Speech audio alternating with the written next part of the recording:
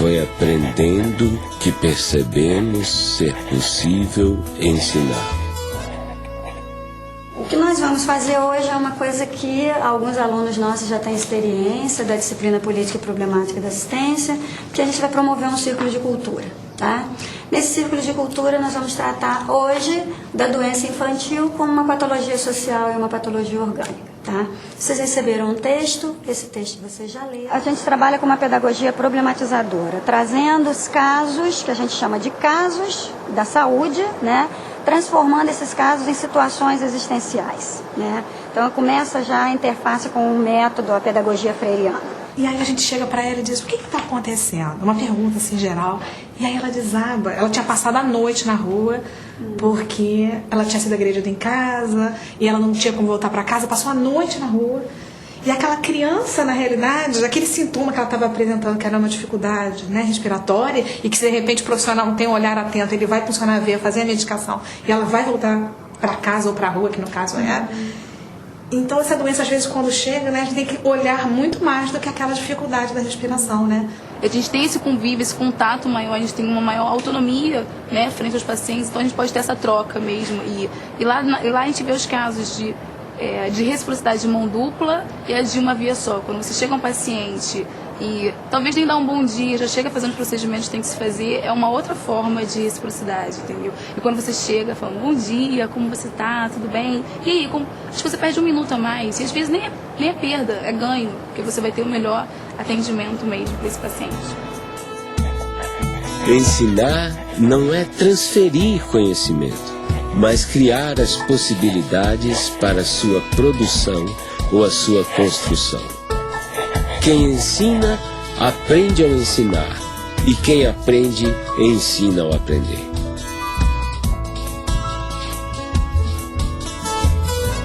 Pedagogia do Oprimido, que é um livro que já estava praticamente pronto em 68, mas que saiu publicado pela primeira vez em 70, e que é o principal livro do Paulo Freire, o mais importante. Há pouco tempo encontrei esse livro, Pedagogia do Oprimido, 15ª edição. E aí, quando abri o livro, me surpreendi com uma série de anotações do próprio Paulo Freire, do punho dele. Ou seja, é bom até avisar os leitores que a edição autorizada para ser lida mesmo é da 16ª em diante da Pedagogia do Oprimido, porque ele corrigiu o livro todo. Mas o que é mais interessante, isto contesta, é uma das provas do rigor do Paulo Freire com relação ao pensamento. Eu considero a obra de Paulo Freire, e ele também a considerava, eu ouvi depoimentos dele nesse sentido, não como a obra do terceiro mundo. Disse, eu não quero escrever uma pedagogia exclusiva para o terceiro mundo, né? Eu acho que colocar Paulo Freire no terceiro mundo e sectarizá-lo no terceiro mundo significa não querer ver a opressão na sua totalidade que vem do primeiro mundo.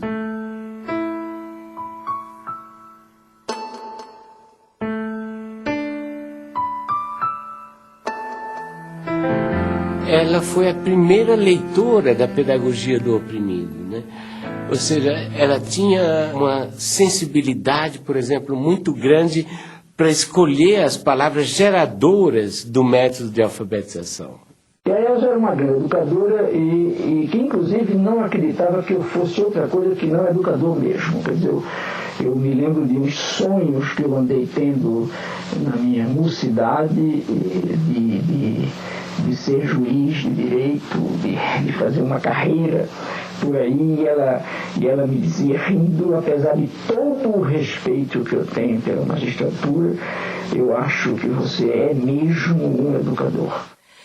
Porque era um diabo de um amor, rapaz, tão soberanamente amor, mas amor no sentido de desprendimento, amor no sentido de consciência do outro. Olha só que coisa, né?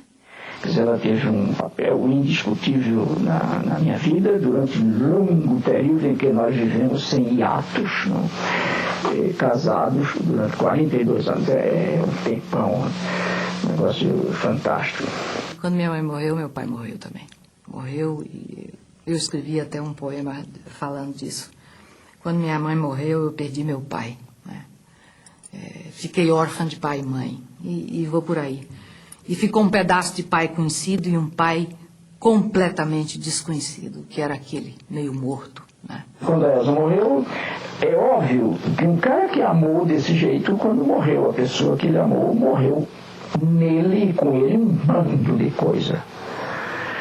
E, inclusive, morreu a vontade de viver.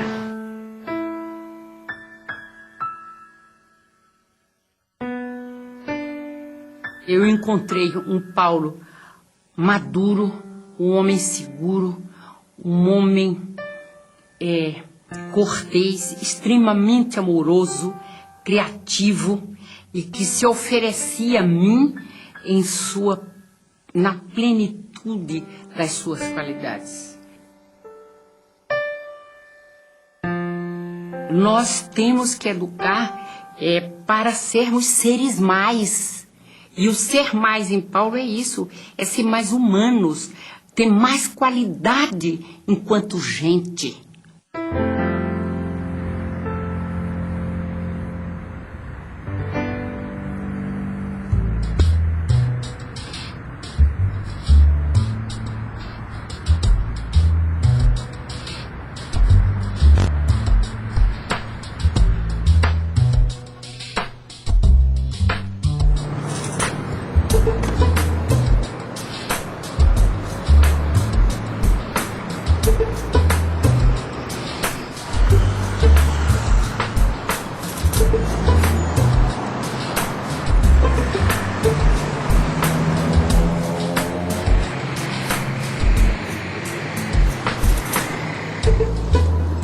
O MOVA é um movimento de alfabetização, né, que surge junto às camadas populares, buscando uma nova maneira e uma nova perspectiva de alfabetização, né, vinculada principalmente a esse pensamento e essa filosofia freiriana. Logo que o Partido dos Trabalhadores ganhou a eleição em São Paulo, e através da prefeita Luísa Erundina, e antes mesmo dela convidá-lo para secretário, eu e o Paulo começamos a conversar sobre o desafio que estava colocado de criar um grande movimento de alfabetização de jovens e adultos na cidade de São Paulo, né? E logo a primeira ideia fundante era justamente essa ideia de que teria que ser um movimento. Aí por isso se chamou MOVA. Eu acho que uma das tarefas da educadora progressista hoje, com relação aos movimentos populares, é exatamente aprendendo com eles, com os movimentos populares, ensinar também. Quer dizer, não há por que temer, que tem o dever e a tarefa e o direito de ensinar também aos movimentos. De jeito nenhum eu jamais me entregaria aos movimentos como eterno discípulo deles. Mas de jeito nenhum, porque é mentira e é falso. Também não sou o eterno professor dos movimentos, mas eu sou o educador. É uma maneira diferente de aprender, entendeu? É uma maneira que eu não aprendi assim na escola, entendeu? Eu fiz até a 8ª série e muita coisa daqui não foi ensinado na escola.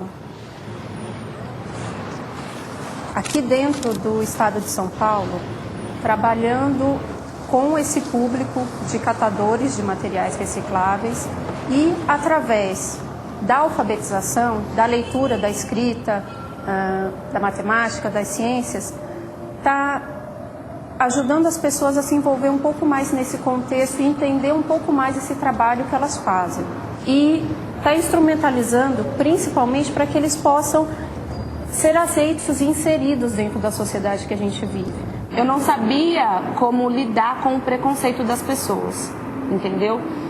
E aqui nas aulas eu estou aprendendo como lidar com isso, entendeu?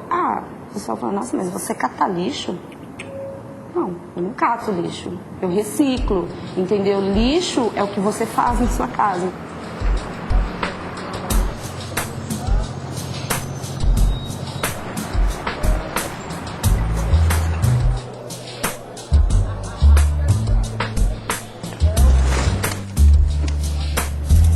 Estou aprendendo mais a me comunicar mais com as pessoas, né? Que é um pouquinho fechado e ficar mais extrovertido, né? Por causa da maneira que a gente aprende, né? Não é uma coisa assim que a gente chega na escola e não sabe o que vai fazer. No fim da aula a gente já sai satisfeito porque realizou alguma coisa. Depois que a gente criou essa poesia com esse tema, coletividade, o que teve de importante com isso depois? Muito importante porque a gente é capaz de fazer uma poesia, né? Existe muita criatividade para isso, mas muitas vezes a gente no coletivo consegue conquistar mais ideias, né? Quem quer escrever Tempo Perdido? Minha poesia, estar com você. Sou uma pessoa muito contente e alegre, gosto de estar perto de vocês. Aprendo a ler, aprendo a escrever. Meu nome é Ailton, sou pobre de dinheiro, mas sou rico de saúde. Sobre as águas do mar e a luz brilhar ali pela rua passar sem saber o que, me sentindo tão só, sinto que é amor, sigo amor, amando-te assim, nós dois, amor e nós. Tá bom?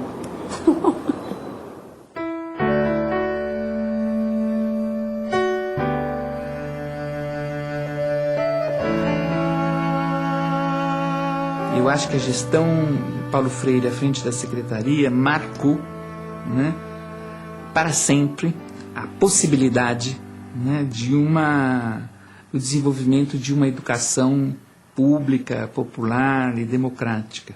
Eu acho que houve uma preocupação, né, muito profunda com valorizar, né, a figura dos educadores e das educadoras da rede municipal. E aqui é preciso fazer um parênteses para dizer que eram considerados educadores e educadoras não só os professores, mas todas as pessoas que constituíam, né, o espaço da escola, a merendeira, o zelador, os funcionários, né? Eu sou um intelectual que não tem medo de ser amoroso. Eu amo as gentes e amo o mundo. E é porque amo as pessoas e amo o mundo que eu brigo para que a justiça social se implante antes da caridade.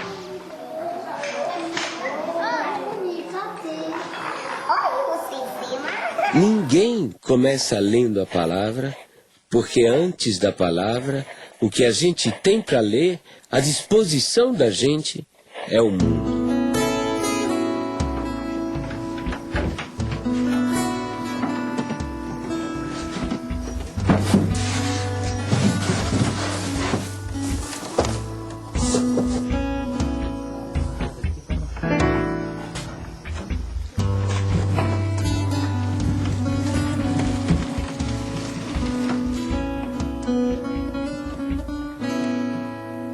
Se não tivesse esse curso aí, né, nós não aprendíamos mais a ler, não aprendia nada, ia ficar pro resto da vida sem saber ler nada.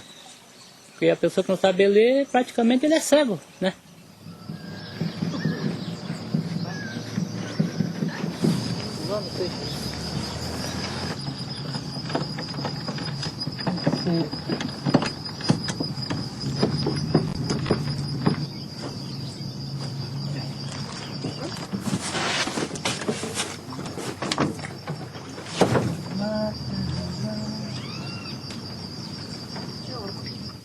Se já sabendo ler, sabendo escrever, a gente fica mais seguro, né?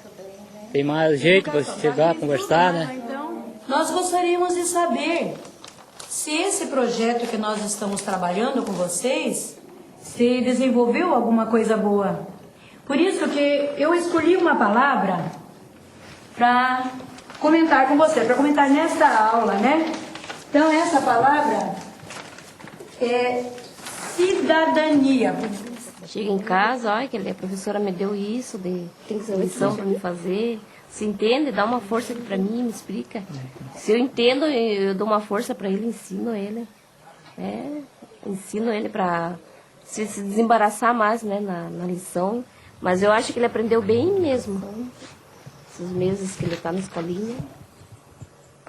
Porque a gente que trabalha de empregada doméstica, assim, né? A pessoa não sabe dos produtos que tem que passar para limpeza, né? E assim, aprendendo a ler já é uma força, né? Boa, né? Sabe o produto que vai usar. Vem aqui, filha. Sabe o produto que vai usar e deu uma força boa. Ela vai na escolinha comigo também todo dia. E ela tá fazendo o prezinho. Eu aprendo mais com ela, né? Ela aprende comigo. Assim a gente vai indo.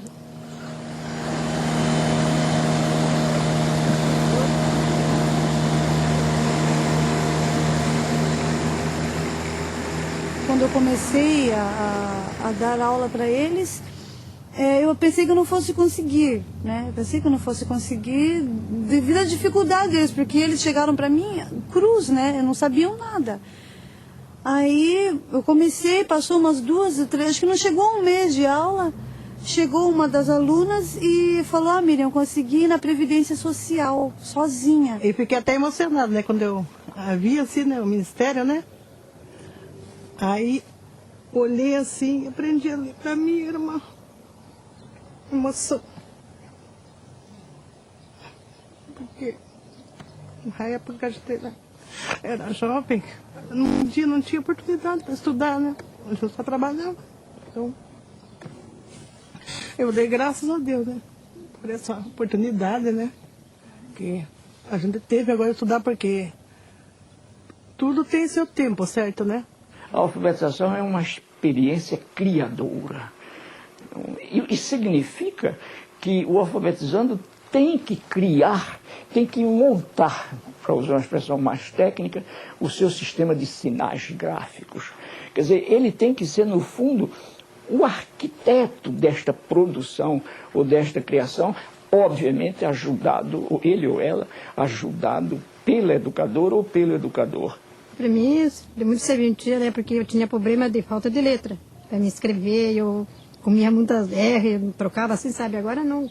Já estou bem melhor, graças a Deus. Quando eu vou no banco pagar dinheiro, qualquer coisa que eu vou fazer no banco assim, eu já não vou com aquele medo que eu tinha, sabe? Então eu já vou ciente do que eu estou fazendo, né? Nosso Vale do Ribeira aqui, o Iguape, que se fala não é necessário para nós aqui, dessas coisas ou de mais alguma coisa que você não falar? Em primeiro lugar, estudo, né? E segundo, para mim, é emprego. E vindo a indústria, fábricas, Saúde essas também. coisas, aí gera emprego, né?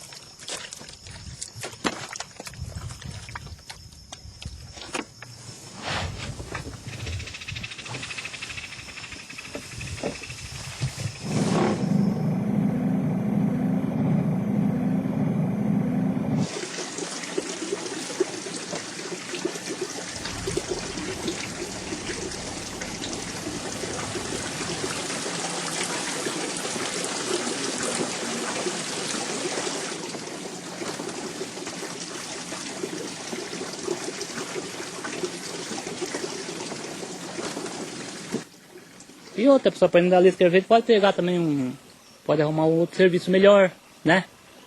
Tem tudo isso, então eu estou estudando e graças a Deus estou aprendendo. Vamos ver se chegou lá, né?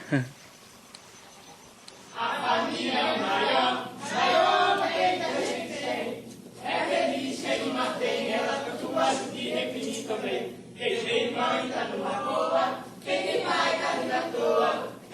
momentos que a gente discute, e tem outros que a gente curte. Tem momentos que a gente discute. Quando veio a ditadura, a primeira coisa que fez foi um projeto que, se não me engano, se chamava Mobral, e que tinha como lema o seguinte: é preciso ensinar as pessoas a ler para que elas possam ler as ordens que vêm por escrito. Que era exatamente o contrário do processo dialogal do Paulo Freire, que tem tudo a ver com o teatro do oprimido e com Sócrates, que também usava esse processo do diálogo para que se chegasse a uma descoberta.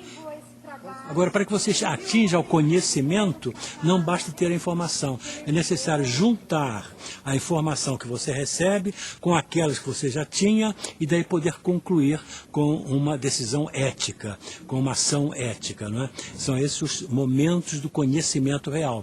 E o ensinar, se a gente não recebe daquele a quem ensina nada, nós vamos estar pondo na cabeça dele algumas informações que podem ser verdadeiras, mas que não vão servir para nada, e na nossa cabeça nós vamos apenas estar despejando alguma coisa que temos sem nada receber em troca.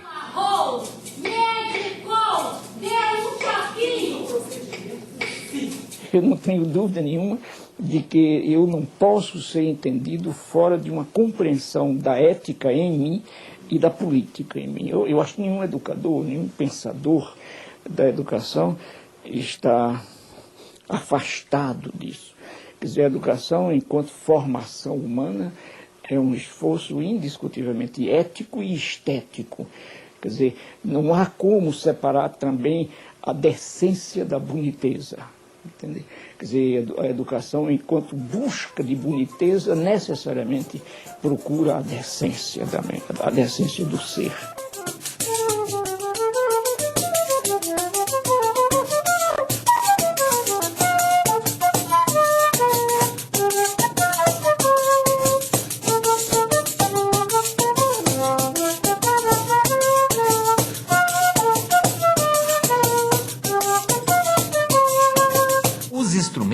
Eles são um meio de transporte para a música que está dentro de cada um de nós, né? E a gente tem que desenvolver, é importantíssimo que o aluno primeiro, ele desenvolva essa noção dos sons mais agudos, dos sons mais graves, da percepção dos sons, antes de entender a música no papel.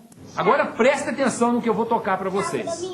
O som mais grosso, esse aqui, ó, esse som mais grosso, é esse som aqui. Agora tem esse outro dó aqui, olha. É um som um pouco mais agudo, ó. Esse. Agora esse outro é um pouco mais agudo. E esse último é muito fininho, parece um passarinho ou um bicho que tem um som muito fino, ó. Processo de alfabetização musical, do início da aprendizagem musical das escolas tradicionais, ele trabalha da forma contrária. E aquilo que me motivou a desenvolver esse trabalho a partir da perspectiva freiriana. Então, o aluno, ele levanta, digamos, a nota dó, né? Dó, ré, mi, fá. E o TEDEM diferencia essa forma de aprendizado porque fica em destaque, né? Fica o espaço vazio do som do som que você está querendo produzir, reproduzir, né?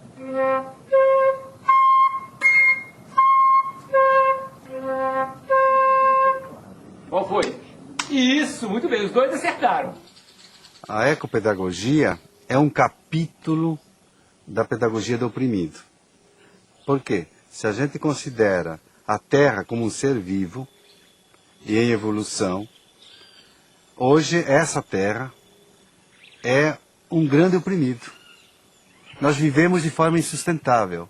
Nós temos tudo para destruir o planeta, não pelas bombas atômicas.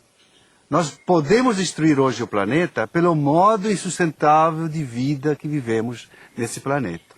Então, nós temos que refundar os princípios da pedagogia para que ensine as crianças, jovens e adultos a viverem de forma sustentável, a terem um estilo de vida sustentável. Então, eu creio que esse vai ser o grande tema do século XXI. E Paulo Freire é esse educador do século XXI, porque estava extremamente ligado a essa temática da sustentabilidade.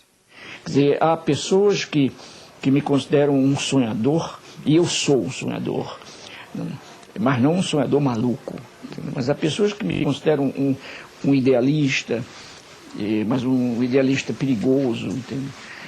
E para mim, não. Para mim, a esperança